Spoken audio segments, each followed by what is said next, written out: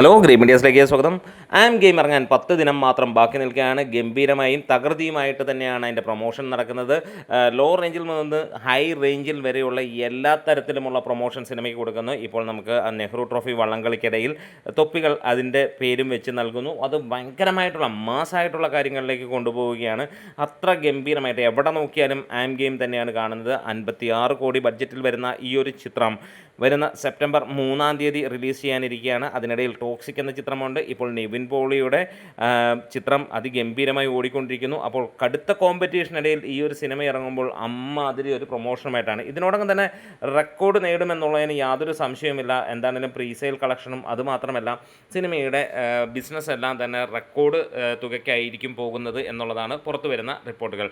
എന്തായാലും ചാനലും സബ്സ്ക്രൈബ് ചെയ്യുന്നവരുടെ ഇടയിലൊന്ന് ഓർമ്മിപ്പിക്കുന്നു.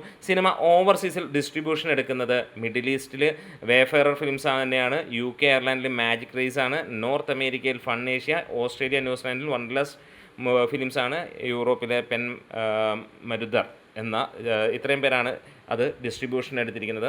ഒരു പാൻ ഇന്ത്യൻ മൂവി ആയിട്ട് തന്നെയാണ് സിനിമ ഇറങ്ങാൻ പോകുന്നത്. ആ റേഞ്ചിൽ ഒരേ സമയം മൾട്ടിപ്പിൾ ലാംഗ്വേജിൽ, അതായത് ദുൽഖറിൻ്റെ പൊട്ടൻഷ്യൽ മാക്സിമം യൂസ് ചെയ്യുന്നു ഈ ഒരു സിനിമ എന്നുള്ളത് തന്നെയാണ്.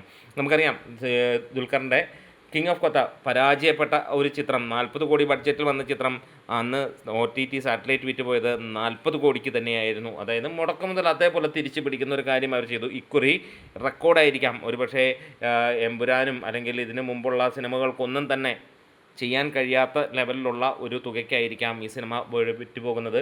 റെക്കോർഡ് തുകയ്ക്കായിരിക്കും എന്നുള്ളതാണ് ഇപ്പോൾ കേൾക്കുന്നത്. ഒരുപക്ഷെ 70-75 കോടിയിലേക്ക് എത്താനുള്ള ചാൻസുകളുണ്ട് എന്നുള്ള സോഷ്യൽ മീഡിയ സംസാരവും ഇതിനകത്തുണ്ട്. എന്തായാലും കടുത്ത ഡീഗ്രേഡിങ് ഒരു സൈഡിൽ നടക്കുമ്പോൾ അതിന് മുകളിൽ പോകുന്ന തരത്തിലുള്ള പ്രൊമോഷനുമായി സിനിമ പോവുകയാണ്. ഈ ഒരു സിനിമയ്ക്ക് വേണ്ടി കാത്തിരിക്കുന്നത് ആരൊക്കെയാണ്? ഈ ഒരു സിനിമ എങ്ങനെയായിരിക്കും നിങ്ങളുടെ അഭിപ്രായത്തിൽ വരാൻ പോകുന്നത് ഒക്കെ ഒന്ന് കമൻസിലൂടെ പറയാം. Green medias.